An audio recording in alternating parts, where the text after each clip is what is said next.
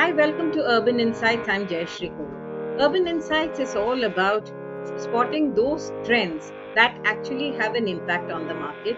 And when Signature Global announced the sale of its premium property on SPR, what I did notice was that it had not only taken expressions of interest but had used a third party management consultant like BCG to vet the profile of the buyers. Now, this is important as he explains in this interview because he was trying to see that there are no short term investors who come in to punt and make a quick buck before exiting the project. For a serious developer, it is very important that the end users and serious long term investors only are part of the buying process when a project is launched. This ensures that the project's longevity, the sales, everything is measurable and good. So BCG has not only taken expressions of interest but also made sure that it profiles the consumer with their permission, and this gives Signature Global an edge over many others because they're building not only a structure but they're also building communities and neighborhoods. So listen on and see how this impacts the real estate market.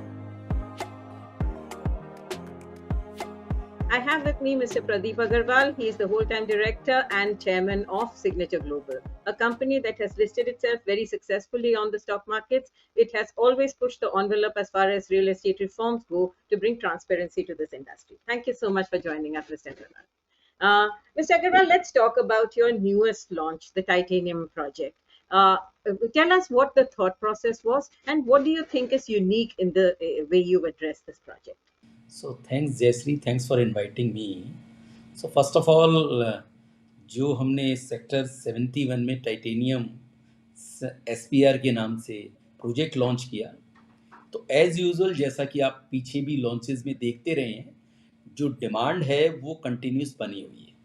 अगर आप हमारे sector 37D के last जो deluxe DXP का project था, उसका जो response देखे हमारे कस्टमर्स का, तो बहुत स्ट्रॉन्ग था। लगभग हमने 1000 से ज़्यादा यूनिट के लिए लगभग 5500 से ज़्यादा application EOI expression of interest receive किए थे। एंड जो टाइटेनियम SPR है, हमें वो रिस्पांस यहाँ पर भी दिखाई दिया। जो EOIs हैं वो लगभग हमें डबल से भी ज़्यादा हमें इसके अंदर मिली हैं। टाइटेनियम SPR जो है, टोटल जो लैंड पार्सल है वो लगभग 22 एकड़ से कुछ ज़्यादा है। फर्स्ट फेज के अंदर हमने इसका पहला जो एक एरिया लॉन्च किया है, उसका जो लैंड साइज है वो लगभग 14 एकड़ से कुछ ज़्यादा है। टोटल जो पोटेंशियल है, सेल्स पोटेंशियल, वो पूरे लैंड पार्सल का 3.7 मिलियन है। अभी हमने फर्स्ट फेज में 2.1 मिलियन इसको लॉन्च किया है। एंड जैसा मैंने कहा कि रिस्पॉन्स जो है वो बहुत स्ट्रॉन्ग रहा है। एंड उसके पीछे फंडामेंटल रीज़न है, मुझे लगता है, क्योंकि जब आप किसी भी क्वालिटी को डिलीवर करने की कोशिश करते हैं या लोगों को ये भरोसा दिलाते हैं कि जो भी प्रोडक्ट आप लेकर आ रहे हैं, वो उसको बनाने वाले जो आपके आर्किटेक्ट हैं वो वन ऑफ द बेस्ट हैं, जो लैंडस्केपिंग के या जो अदर जितनी भी एमिनिटीज़ हैं वो उसको ऑन ग्राउंड आप पूरा दे देंगे, तो मुझे लगता है कहीं ना कहीं सिग्नेचर ग्लोबल ट्रस्ट के मामले में इस वक्त जो हमारे कस्टमर्स हैं उनकी चॉइस बना हुआ है कि जो भी अगर सिग्नेचर ग्लोबल कमिट करेगा तो डेफिनेटली वो डिलीवर करेगा। जैसा कि आप जानते हैं, हम अफोर्डेबल और मिड इनकम हाउसिंग में काफ़ी ज़्यादा काम हम लोगों ने किया है। हम लोगों ने वहाँ पे जो जो भी एक्सपेक्टेशन हमारी कस्टमर्स की रही, उससे कहीं ना कहीं ज़्यादा बेहतर डिलीवरी दी है, और वही भरोसा कहीं ना कहीं कस्टमर ने हमें यहाँ भी दिखाया है। अगर मैं बात करूँ साउदर्न पेरीफेरी रोड जो SPR की, तो आप ये देखिए जयश्री, अभी वो पूरे एरिया का हार्ट ऑफ द टाउन बना हुआ है।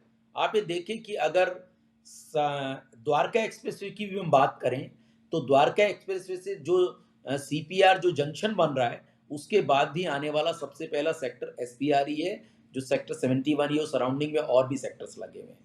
अगर गोल्फ कोर्स से अगर हम स्टार्ट करते हैं ट्रैवल, तो उसका भी जो सेंटर पॉइंट है वो SPR है। और SPR मुझे लगता है आने वाले वक्त का एक ऐसा बड़ा हब है जो कहीं ना कहीं डायरेक्टली इनडायरेक्टली जैसा साइबर सिटी है, उसका एक रेप्लिका दिखाई देगा। क्योंकि अभी आप देखें जो एक बहुत बड़ी कंपनी है एमएनसी, जो अमेरिकन एक्सप्रेस है, उस वो एक अपना वहाँ पर पूरा उसने ऑफिस स्पेस लिया है, जिसके अंदर लगभग 10,000 से ज़्यादा लोगों की कैपेसिटी बताते हैं, जो उसके अंदर वर्क फोर्स आने वाली है। एयर इंडिया ने भी अपना ऑफिस वहाँ पर ओपन करने के लिए अनाउंसमेंट किया है। सो मुझे लगता है कि ये जो साउदर्न पेरीफेरी रोड है एसपीआर, ये आने वाले वक्त में एक बहुत बड़ा हब बनने वाला है, जिसके अंदर जो चाहे कमर्शियल स्पेस हो, चाहे रिटेल स्पेस हो या रेजिडेंशियल स्पेस हो, ऑल स्पेक्ट्रम आपको कहीं ना कहीं एक बढ़िया एक एरिया में बनते हुए दिखाई देंगे कुछ प्रोजेक्ट्स। एंड अगर आप रिसेंटली जो बड़े बहुत बड़े डेवलपर हैं, उनके भी जो लॉन्चेस हैं, वो भी कहीं ना कहीं इसी एरिया में बैक टू बैक 2 लॉन्चेस हुए हैं लास्ट ईयर में और एक करंट ईयर में। सो मैं उम्मीद कर रहा हूँ कि जो साउदर्न पेरीफेरी रोड है हमारे लिए एज ए सिग्नेचर ग्लोबल बहुत स्ट्रेटेजिक लोकेशन है। टोटल अगर मैं लैंड पार्सल की बात करूं तो लगभग 17 मिलियन का हमारे पास वहां पर टोटल लैंड पार्सल है, जिसके अंदर हम इस साल के अंदर 3.7 मिलियन का ऑलरेडी, जैसे मैंने आपको बताया कि अभी हम फर्स्ट फेज को लॉन्च कर चुके हैं, सेकंड अभी हम आने वाले क्वार्टर्स में करने वाले हैं। बैक टू बैक आपको 2 से 3 सालों में हम ज़्यादातर प्रोजेक्ट सेक्टर 71 के लॉन्च करते हुए दिखाई देंगे। एंड मैं पर्सनली बहुत बुलिश हूँ उस लोकेशन को लेकर, क्योंकि उस लोकेशन के साथ चाहे मेट्रो है तो वो भी अभी रिसेंटली अनाउंस हुई है। जीएमडी की आप देखें एक्टिविटीज़ इस दौरान काफ़ी ज़्यादा इंक्रीज हुई हैं। आने वाले वक्त में मुझे लगता है शायद वहाँ पर भी कोई एक ऐसा क्लोवर लीफ के बाद जो बनने वाला एक ब्रिज काइंड ऑफ है, वो भी वाटिका चौक तक आपको नजर आएगा। सो ये एक बहुत पोटेंशियल एरिया है। So I am very much bullish on it. आपने अनाउंस किया कि आप बीसीजी के साथ काम कर रहे थे इसमें, और जब आप एक्सप्रेशन ऑफ इंटरेस्ट लेके आते हैं तो tell us how you worked with BCG in this process.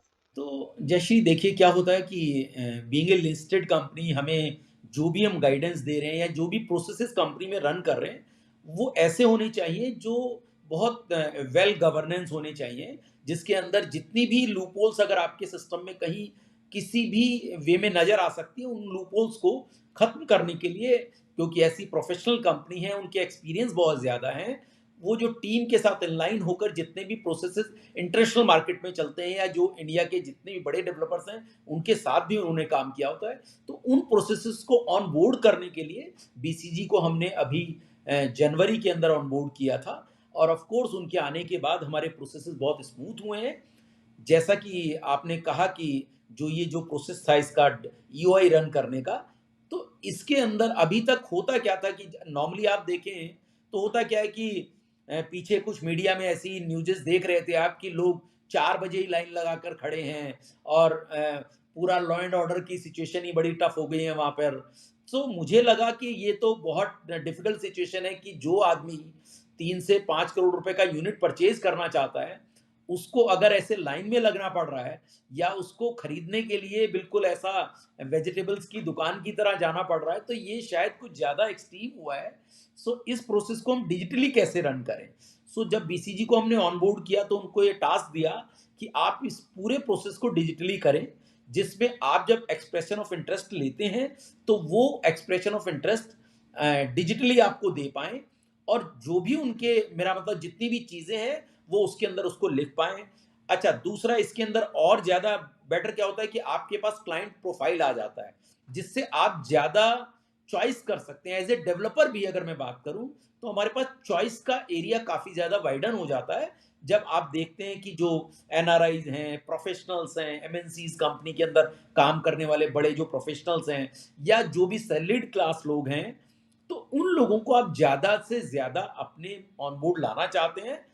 उसका एक बहुत मेरा मतलब एक और भी अगर मैं उसका दूसरा एस्पेक्ट भी देखूं, तो जो स्पेकुलेटर है, जो इन्वेस्टर है, उसको भी कहीं ना कहीं हम थोड़ा सा मेरा मतलब डिमोटिवेट करते हैं, कि थोड़ा सा डिस्करेज करते हैं कि ज़्यादा जो एंड यूज़र है या जो सीरियस बायर है वो ऑन बोर्ड हो। एंड बीसीजी ने इस प्रोसेस के अंदर हमें काफ़ी ज़्यादा हेल्प आउट किया है। सो ये पूरा प्रोसेस ऐसा रहा है जिसके अंदर कस्टमर को ऑलमोस्ट अलॉटमेंट ऑफ द, जब यूनिट का हम अलॉटमेंट कर रहे होते हैं उस टाइम पे आना होता है, या जब हम बिल्डर बायर एग्रीमेंट साइन कर रहे होते हैं उस वक्त उसको आने की जरूरत है। बाकी सारे प्रोसेसेस ऑनलाइन हैं, चाहे पेमेंट हो, चाहे उसका जो एक्सप्रेशन ऑफ इंटरेस्ट का जो एरिया।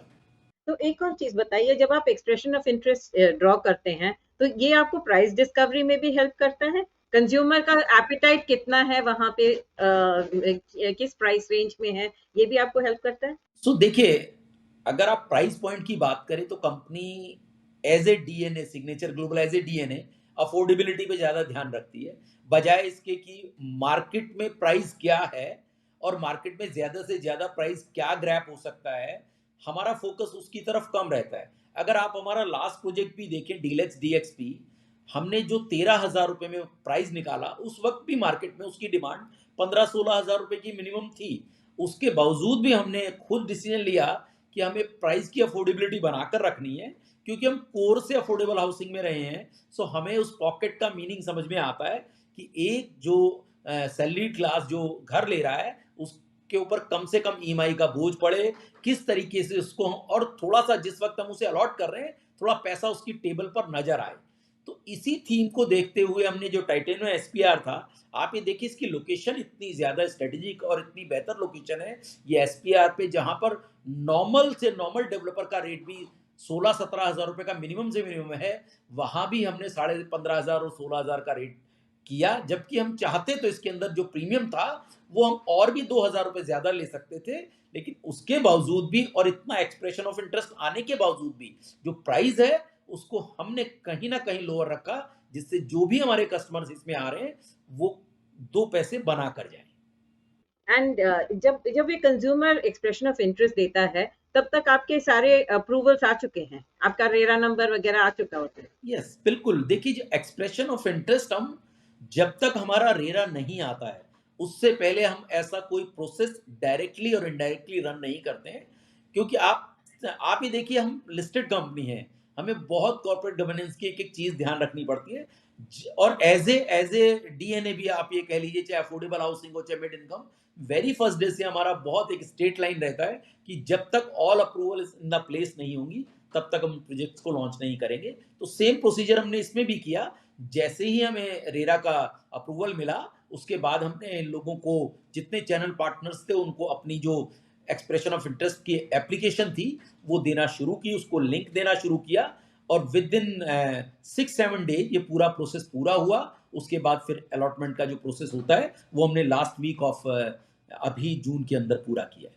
तो जब आप कहते हैं कि ज्यादा एक्सप्रेशंस ऑफ इंटरेस्ट आ गए हैं compare to the number of units you have, that means that expression of interest देने से कंज्यूमर का कोई पॉजिटिव ये नहीं है कि मुझे वो घर मिलेगा, वो अलॉटमेंट के बेसिस पे होता है। देखिए, बिल्कुल आपने ये ठीक कहा, वो अलॉटमेंट के बेसिस पे होता है, वो केवल अपना इंटरेस्ट शो करता है उसके अंदर कि मैं इस फ्लैट को खरीदना चाहता हूँ। लेकिन आप as a developer point of view से समझिए, मुझे क्या चाहिए कि मैं देखता हूँ जब इतने लोग बायर हैं, तो मैं उसमें से जो मेरे बेस्ट बायर दिखाई देते हैं, जिनके अंदर मुझे पोटेंशियल दिखाई देता है, अगर आज मार्केट में एक्सप्रेशन ऑफ इंटरेस्ट की थीम चली हुई है, सो कहीं ना कहीं आप ये देखिए, ये भी एक स्ट्रेटेजी है कि ठीक है, ज्यादा से ज्यादा लोग आएंगे तो आपको चॉइस का नंबर मिलेगा। अदरवाइज क्या होगा, कहीं ना कहीं स्पेकुलेटर फिर से उसके अंदर एंटर कर जाएगा। और जैसा आपने आपने अपने टाइम में देखा है कि 2008 से 12 के बीच में जो भी डेवलपर थे, उस वक्त भी ऐसे ही माल बिकता था कि आने से पहले प्रोजेक्ट बिक जाता था। तो मुझे लगता है हम बहुत फूक फूक के कदम रखने वाले हैं कि हर एक एक कस्टमर का प्रोफाइल जो है, बीसीजी उसके जो भी, चाहे लिंक्डइन हो चाहे जो भी सोशल मीडिया पे हो, उसको जाकर चेक करती है with the permission of client. And client को भी हम एनकरेज करते हैं कि आप अपना प्रोफाइल हमसे शेयर करिए, आप अपनी इनकम रेंज हमसे शेयर करिए, जिससे हम आपको अलॉटमेंट के लिए रेड कारपेटिंग कर पाए कि अगर आप राइट पर्सन हैं तो ऑफ कोर्स हम आपका वेलकम करने को तैयार हैं। अगर आप स्पेकुलेटर हैं तो जैसे मैंने कहा, हम उसको डिस्करेज करते हैं हमेशा, क्योंकि हमें लगता है कि जो स्पेकुलेटर होगा वो कहीं ना कहीं आज नहीं तो कल फिर से बाजार में सेल करेगा, और वो कहीं ना कहीं बहुत नेगेटिव जाता है। प्रदीप जी, आप इस प्रोजेक्ट को कितने टाइम में खत्म करेंगे? सो देखिए, जो हमारा रेरा का टाइमलाइन है वो 4 साल से 4.5 साल का टाइम हमने रेरा से के अंदर दिया है। लेकिन क्योंकि सिस्टम इन प्लेस है ऑलरेडी, हमारी जो टीम है 500 से ज़्यादा की हमारी कंस्ट्रक्शन की सिविल की टीम है, और अभी जो रिसेंटली जो भी हम प्रोजेक्ट, ये जो प्रीमियम प्रोजेक्ट्स बना रहे हैं, चाहे डीलक्स डीएक्सपी की बात करें या टाइटेनियम एसपीआर की, इसके अंदर हम ग्रेड ए ईपीसीज को ऑनबोर्ड कर रहे हैं। क्योंकि अभी तक जितनी भी कंस्ट्रक्शन हम करते थे, इन हाउस करते थे, जिसके अंदर चाहे अफोर्डेबल हाउसिंग हो, मिड इनकम हाउसिंग हो, लेकिन फर्स्ट टाइम हमने ऐसा किया है कि जो भी बड़े, मेरा मतलब ईपीसी कॉन्ट्रैक्टर हैं, जिनके अंदर जो भी बड़े नाम आज की डेट में बड़े डेवलपर्स के साथ काम कर रहे हैं, चाहे वो जो भी नाम आप ले, एल&टी और बीएल कश्यप और एलू वालिया, जो भी नाम आप सुन सकते हैं, ग्रेड ए जो जिन्हें ईपीसी कहते हैं, उन लोगों को हम ऑनबोर्ड करने की कोशिश कर रहे हैं, जिनका एक्सपोजर काफ़ी अच्छा है और जो ग्रेड ए बिल्डिंग डिलीवर करने में सक्षम है। एंड मुझे लगता है कि यही एक हमारी ऐसी स्ट्रेटेजिक मूव है जो कस्टमर के अंदर कहीं ना कहीं फेथ भी करती है कि जब अगर इतने बड़े ईपीसी कॉन्ट्रैक्टर इसके ऊपर आएंगे तो जो क्वालिटी है वो डेफिनेटली बेस्ट डिलीवर होगी। Pradeep ji, what kind of technologies do you use so that आप time पे और ahead of time delivery कर सकें? सो देखिए, अभी तक जो हम लोगों का रहा है कल्चर कि हम अफोर्डेबल हाउसिंग में भी अल्मुनियम फोम शटरिंग से काम करते रहे, जिससे बिल्डिंग जो है काफ़ी स्ट्रेंथन रहती है एंड उसके अंदर बहुत, मेरा मतलब उसकी जो लाइफ है वो काफ़ी ज़्यादा लॉन्गर है कंपेयर टू कन्वेंशनल बिल्डिंग। ऐसा ही हमने इसमें प्लान किया है कि जितने भी हमारे प्रीमियम प्रोजेक्ट्स आ रहे हैं उनके अंदर हम अल्मुनियम फोम शटरिंग से ही काम करने वाले हैं। क्योंकि अल्टीमेट हमने देखा है कि आप जो प्रोडक्ट है अगर वो बेहतर डिजाइन कर रहे हैं और बेहतर क्वालिटी का कर रहे हैं तो आने वाले वक्त में जितने भी समस्याएं जो आफ्टर द डिलीवरी आती हैं उनको हम कम से कम कर सकें। तो जितनी भी टेक्नोलॉजी है उसके अंदर आज की डेट में जो बेस्ट टेक्नोलॉजी मुझे लगती है वो अल्मुनियम फोम शटरिंग है और इन प्रोजेक्ट्स के अंदर भी हम उन्हीं को यूज कर रहे हैं। Pradeep ji, there are some issues that you had raised some time ago. जैसे पोल्यूशन आएगा तो ग्रैप लग जाता है और आपने काफी स्टडी किया है कि आपके साइट्स पे कौन से ऐसे एक्टिविटीज हैं जो ग्रैप चलते हुए भी आप कंटिन्यू कर सके ताकि प्रोजेक्ट टाइम पे जाए। इसके बारे में कुछ बताएंगे? सो देखिए जयश्री, क्या है कि आज टेक्नोलॉजी का ज़माना है। आज हम हर चीज़ को कहीं ना कहीं मेज़र कर सकते हैं। देखिए, एक लाइन के अंदर अगर हम कहें तो जैसा ग्रैप आज लगता है, तो चाहे एक पर्टिकुलर लेवल के ऊपर जैसे ही पॉल्यूशन इंक्रीज होता है, सारी की सारी जितनी भी एक्टिविटीज़ हैं कंस्ट्रक्शन की वो स्टॉप हो जाती हैं। लेकिन उसके पीछे की जो चीज़ें हैं उनके ऊपर मुझे लगता है ध्यान देने की ज़रूरत है। खास करके जो लेबर है, अगर आप समझिए कि लेबर को अगर काम नहीं मिलेगा कुछ दिन, तो ऑफ कोर्स उसे छोड़कर वापस जाना पड़ेगा। तो गवर्नमेंट के सामने समस्या आती है कि माइग्रेशन होने की, कि अगर लेबर ही नहीं रहेगी तो काम कैसे होगा। तो हमारा सजेशन हमेशा गवर्नमेंट को ये रहा है कि हम ऐसे कुछ मेजर लेने को तैयार हैं जो साइट के सराउंडिंग है, इन द साइट है, वहां पर जो पॉल्यूशन है उसको कम करती हुई ऐसी मशीन्स को हम डिप्लॉय करने को तैयार हैं और बाकायदा नंबर्स के साथ, डिजिटली नंबर के साथ हम ये सारी चीज़ें करने को तैयार हैं। तो मुझे लगता है कि इस बार जब हमने ये सारी चीज़ें प्रेजेंट की थी, और भी फोरम हमारे साथ इसमें थे, उन लोगों ने इस चीज़ को बाकायदा एक ऑथेंटिकेट वे भी माना कि यस, ये जो कह रहे हैं बिल्कुल राइट है। इसके लिए हमने कुछ उनको डाटा पॉइंट भी दिए कि इसी तरीके से हमने, चाहे वो मेरा मतलब जिस भी तरीके के बहुत सारे मेजर लेकर, मुझे लगता है कि कहीं ना कहीं गवर्नमेंट शायद इस बात को हमारी कंसीडर करेगी। अगर आप अपनी साइट्स के ऊपर अपने पोल्यूशन को कंट्रोल कर पाते हैं तो जो एक्टिविटी है वो आपकी चालू रह सकती हैं, लेकिन ऑफ कोर्स आखिरी डिसीजन जो है वो गवर्नमेंट का ही है। एब्सोल्युटली, मगर आपने सेंसर्स वगैरह लगा रखे हैं मेजरमेंट के लिए? Okay. Pradeep ji, another thing is, जब कंस्ट्रक्शन की बात आती है आजकल बहुत वर्कर शॉर्टेज चल रहा है, skilled worker shortage and unskilled worker shortage. इसको आप कैसे टैकल करते हैं ताकि आपके प्रोजेक्ट्स टाइम पे जाए? बिल्कुल आपने राइट पॉइंट आउट किया है। लेबर की जो शॉर्टेज है वो नो डाउट बनी रहती है। कोई ना कोई इवेंट किसी ना किसी वजह से क्रिएट होता है। कभी कोई, क्योंकि हमारा जो देश है वो फेस्टिवल्स का देश है, यहाँ पर हर वक्त कोई ना कोई फेस्टिवल चलता रहता है। तो उस वजह से जो लेबर है वो कहीं ना कहीं वापस अपने गांव जाती है, फिर उसको आने में टाइम लगता है। और दूसरा, फिर पीछे इलेक्शन की वजह से भी काफ़ी लोग थे जो माइग्रेट हुए थे, फिर दोबारा से वापस आने में, उनको फिर से रिज्यूम करने में थोड़ा वक्त लगा। इस वक्त लेबर की शॉर्टेज है, लेकिन मुझे लगता है ये कहीं ना कहीं एक लॉन्ग टर्म सॉल्यूशन नहीं है।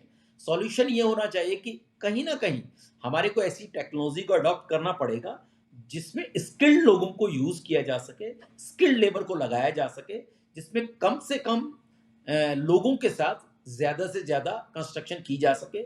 आप अगर देखें कि जितने भी बाहर के जो देश हैं, जो बड़ी कंस्ट्रक्शन कर रहे हैं, चाहे उसमें चाइना हो, चाहे सिंगापुर हो या हांगकांग हो, जहाँ पर भी ऐसी बड़ी कंस्ट्रक्शन हो रही है, उनके अंदर कहीं न कहीं स्किल लेबर को ही यूज़ किया जाता है, टेक्नोलॉजी को यूज़ किया जाता है। मुझे लगता है डेवलपर ने अभी कहीं न कहीं उस चीज़ को लाना पड़ेगा, अदरवाइज़ आने वाले वक़्त में और ऐसी प्रॉब्लम फेस होंगी।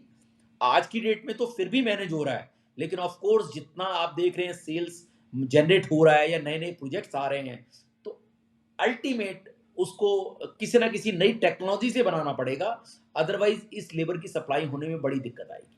और आप साइट पे वर्कर्स को स्किल करते हैं? बिल्कुल, देखिए हम लोगों का बहुत एक बेस मॉडल है जिसके अंदर जितने भी गवर्नमेंट के नॉर्म्स हैं, चाहे उनके हटमेंट्स हैं, उनकी क्लीनिंग है, उनकी हाइजीनिंग है, जितनी भी चीज़ें हैं, चाहे उनके डेली रूटीन चेकअप्स हैं, जितने भी नॉर्म्स हैं, एक-एक चीज़ को हम बहुत डिटेल में केवल नॉर्म्स के एंगल से भी नहीं, एज़ ए ह्यूमन ग्राउंड हम बहुत टाइम बाय टाइम उनके ऊपर ध्यान देते हैं, क्योंकि एज़ ए कंपनी सिर्फ़ पैसा कमाना हम लोगों का मकसद नहीं है। और हम लोग वैसे भी अफोर्डेबल हाउसिंग के रहे हैं, बहुत एक आप ये कह सकते हैं कॉमन मैन से जुड़े रहे हैं, तो हम इस चीज़ को बहुत एक अपना फर्स्ट एजेंडा में मानते हैं कि जो हमारे साथ लोग काम कर रहे हैं, चाहे वो हमारी टीम है, चाहे लेबर है, वो प्रॉपर हाइजीन मेंटेन हो और कैसे हम उनकी जो क्वालिटी है लाइफ की, उसको एनहांस कर सकें। राइट। अब आपने बाकी सब तो सेट कर लिया। Now tell me about how you are performing on the stock market. You had a very successful listing. You managed to keep your share values at the listed or even above that. तो अभी आप ये सब practices करके आपके stock value पे क्या असर पड़ता है? देखिए, मैं स्टॉक वैल्यू तो मेरे लिए बताना बड़ा क्योंकि इम्पॉसिबल टास्क है, क्योंकि एज़ ए कंपनी मुझे ये समझ में आता नहीं है, क्योंकि मार्केट डिमांड सप्लाई पर चलता है। मेरा काम है काम करना, क्योंकि आप ये देखिए कि इस साल की जो गाइडेंस दी है, उसके अंदर हमने कहा है कि लगभग 16,000 करोड़ के लॉन्चेज़ इस साल में हम करने वाले हैं। लगभग 10,000 करोड़ का प्री-सेल नंबर इस साल में हम अचीव करने वाले हैं। बहुत कंफर्टेबली अचीव कर लेंगे, जिसका लगभग 2700 करोड़ ऑलरेडी हम इस अनाउंस कर चुके हैं आज। इस साल का जो कलेक्शन नंबर है हमारा, लास्ट ईयर के कंपैरिजन में लगभग दुगने के नियर अबाउट होगा, 6,000 करोड़ के नियर अबाउट, जो पिछले साल हमारा 3100 करोड़ था। तो आप ये देखिए जितने भी पैरामीटर्स हैं, ये पैरामीटर कंपनी की हेल्थ को बताते हैं। तो मुझे लगता है कि जितने भी कैपिटल मार्केट के जितने भी इन्वेस्टर्स हैं, वो एक ही चीज़ देखते हैं कि कंपनी की हेल्थ कैसी है। और इससे भी बड़ी बात, जो डेट है किसी भी कंपनी के लिए, रियल एस्टेट कंपनी के लिए सबसे हार्मफुल जो डिजीज़ है, वो कहीं न कहीं डेट है। और वो हमने बहुत कंट्रोल में रखा हुआ है। आज की डेट में जो कंपनी का डेट है लगभग 1100 करोड़ रुपए के नियर अबाउट है। आप ये देखिए कि इस साल का जो हमने कलेक्शन गाइडेंस जैसे 6,000 करोड़ का मैंने बताया दिया है, तो हमने एक गाइडेंस और दिया है उसके अंदर कि जितना हमारा ऑपरेटिंग सरप्लस है, उसका 0.5 से ज़्यादा हमारा डेट नहीं होगा। मुझे लगता है ये एक ऐसी बड़ी स्टेटमेंट है, जो किसी भी बड़े डेवलपर्स के कंपैरिजन में आप कंपेयर कर सकते हैं। इन टर्म्स ऑफ नंबर्स अगर मैं बात करूं, तो पूरे इंडिया के अंदर जो लिस्टेड कंपनी है, उसमें हम प्रीसेल नंबर की गाइडेंस देने में फिफ्थ नंबर पर आते हैं आज की डेट में। अगर इन टर्म्स ऑफ कलेक्शन भी बात करें, तो हम फिफ्थ नंबर पर हिट करते हैं। बाकी मुझे लगता है जितने भी इन्वेस्टर हैं वो बहुत समझदार हैं, वो कंपनी की हेल्थ के बारे में, एक एक चीज़ के बारे में और जिस तरीके सेटल्ड वे में हम काम करते हैं, शायद कहीं ना कहीं वो उसे पसंद करते हैं। यही एक रीज़न है कि बड़ी इंस्टीट्यूशन जो हैं, चाहे वो आईएफसी हो, एचडीएफसी हो या और नोमुरा जैसी बड़ी कंपनीज हैं, वो इन्वेस्टेड है कंपनी। तो जब आप कहते हैं कि आप अपना डेट को कंट्रोल करेंगे, that also links to how your speed of construction, right? आप प्रोजेक्ट, आप लैंड खरीदते हैं, इमीडिएटली लॉन्च करते हैं, इमीडिएटली कंस्ट्रक्शन शुरू होता है, कंस्ट्रक्शन पेस सही होता है। इस प्रोसेस को मैनेज करने में just very quickly, how do you manage this process so that the debt doesn't overwhelm you? So देखिए, बिल्कुल आपने ठीक कहा। अगर आपकी कंस्ट्रक्शन एक्टिविटी ऑन टाइम होती रहेंगी, तो आपके कस्टमर से आपकी जो डिमांड है, जो कलेक्शन है, वो कहीं ना कहीं फुलफिल होता रहेगा। जब आप कलेक्शन करते हैं, तो ऑफ कोर्स आपके पास पैसा सरप्लस बचता है। तो मुझे लगता है कि अगर आप पीछे के डिकेड्स की भी बात करें, तो जितनी भी आपको प्रॉब्लम्स दिखाई दी हैं, उनका कहीं ना कहीं फंडामेंटल रीजन ये रहा कि डेवलपर्स ने कंस्ट्रक्शन के ऊपर वो फोकस नहीं किया जितना लॉन्चेस पे किया। एंड मुझे लगता है इस चीज को हमने कहीं ना कहीं डिकोड किया है। इसी वजह से हमने जो, आप ये देखिए 2025 का और 2026 का जो गाइडेंस दिया है, रेवेन्यू गाइडेंस, इस साल लगभग 3800 करोड़ रुपए हम लोग रेवेन्यू टारगेट हिट करने जा रहे हैं। लगभग 3800 करोड़ का हम कलेक्शन करने, टोटल मेरा मतलब पूरा करने जा रहे हैं, जो डिलीवर करने जा रहे हैं। और नेक्स्ट ईयर भी आप ये मान के चलिए लगभग 5 से 6 हज़ार करोड़ का हम रेवेन्यू टारगेट किए हुए हैं, जो हम डिलीवर कर देंगे। तो ये पेस हम जब ही अचीव कर सकते हैं जब हमारी पूरी साइकिल बिल्कुल पैक्ड हो और जो पूरी टीम है वो इनलाइन हो। आप ये देखिए कि दिल्ली एनसीआर में सिग्नेचर ग्लोबल मुझे लगता है सबसे बड़ी ऐसी कंपनी है जिसमें इतनी बड़ी स्ट्रेंथ है कि लगभग 1100 के नियर अबाउट हमारे पास टीम स्ट्रेंथ है आज की डेट में। और दूसरी बड़ी बात कि इतना बड़ा कंस्ट्रक्शन इन हाउस कर रहे हैं। आप ये देखिए आज की डेट में जितना कंस्ट्रक्शन है, एक्सेप्ट ये जो लास्ट के 2 प्रोजेक्ट हैं, हमने टोटल इन हाउस किया है। तो ये हमारे कहीं ना कहीं स्ट्रेंथ को शो करता है। और मैं उम्मीद कर रहा हूं कि हमारी टीम जितनी बेहतरीन तरीके से काम कर रही है तो हमें डिलीवरी देने में या डिलीवरी एस्पेक्ट पे कोई भी प्रॉब्लम आने वाली नहीं है। One last question Pradeep ji, आपको लोग affordable and mid income housing के किंग समझते हैं। You have delivered quality, you have delivered on time, and there has been certain amount of integrity that you have shown. Now you are delivering premium projects also. Does that mean that you are exiting the affordable category, or is it that you have just broadened your base? सो देखिए जयश्री, कुछ चीज़ें ऐसी हैं जो fact हैं। क्या हुआ है, पीछे कुछ टाइम में लैंड के प्राइसेस काफ़ी ज़्यादा इंक्रीज हुए हैं। सो ऐसे में अफोर्डेबल हाउसिंग को कंटिन्यू उसी पेस पे कर पाना थोड़ा सा डिफिकल्ट है, क्योंकि आज आप देखिए जो अफोर्डेबल हाउसिंग का जो प्राइस है वो 5,000 रुपये पर स्क्वायर फीट का है। एंड लैंड प्राइजेस ऑलमोस्ट वहां से 3 टाइम से भी ज्यादा इंक्रीज कर चुके हैं। कमोडिटी प्राइसेस भी वहां से इंक्रीज कर चुके हैं। सो ऐसे में और फर्दर प्रोजेक्ट जब तक ये प्राइस इंक्रीज ना हो गवर्नमेंट की तरफ से, मुझे लगता है एज ए डेवलपर बड़ा मुश्किल है उसको और बना पाना। लेकिन ऑफ कोर्स क्योंकि वो हमारा फोर्टे है, हमारी एक्सपर्टीज रही है उसके अंदर, 18,000 से ज्यादा अफोर्डेबल हाउसिंग हमने सेल किए हैं। तो मुझे लगता है कि गवर्नमेंट के सामने फिर से रिप्रेजेंटेशन कर रहे हैं कि आने वाले बजट के अंदर भी किस जो साइजेस हैं उसको बढ़ाएं, जो प्राइजेस हैं उसको थोड़ा सा इंक्रीज करें या free sale for the market करें, जिससे ज़्यादा से ज़्यादा अफोर्डेबल हाउसिंग दे पाएं। आप देखिए डिमांड बहुत ज़्यादा है, सप्लाई को बंद करने से कुछ नहीं होगा, अल्टीमेट सप्लाई मार्केट में लानी ही होगी। उसके लिए मुझे लगता है हम अपने जो बात है, पक्ष है, वो गवर्नमेंट के पास रखेंगे। और ऑफ कोर्स बहुत पॉजिटिविटी है इस चीज़ को लेकर कि अफोर्डेबल हाउसिंग बननी चाहिए। तो मैं उम्मीद कर रहा हूँ जरूर बजट में भी कुछ ना कुछ ऐसा आपको दिखाई देगा और हरियाणा गवर्नमेंट भी कहीं ना कहीं इसमें सपोर्ट करेगी। मिड इनकम हाउसिंग में आपने बिल्कुल ठीक कहा, मिड इनकम हाउसिंग जो है इस वक्त हमारा फोटे रहा है। और इस साल में भी हम मिड इनकम हाउसिंग में आप मान के चलें बहुत अच्छा नंबर लॉन्च करने वाले हैं, जिसके अंदर जो सोना रीजन है, सोना रीजन में लगभग 140 एकड़ से ज्यादा का लैंड पार्सल हमारे पास वहां है। तो उस लैंड पार्सल के अंदर कुछ पोर्शन पर लगभग 5 से 6 मिलियन हम मिड इनकम हाउसिंग बनाने वाले हैं, जिनका टिकट साइज 1 करोड़ से 1.5 करोड़ के बीच में होगा। तो मैं उम्मीद कर रहा हूं जो खास करके एंड यूजर हैं, सैलरीड क्लास लोग हैं, उन लोगों के लिए एक बहुत बड़ी अपॉर्चुनिटी आने वाले वक्त में दिखाई देगी। Thank you so much, Pradeep ji, for talking to us. All the best.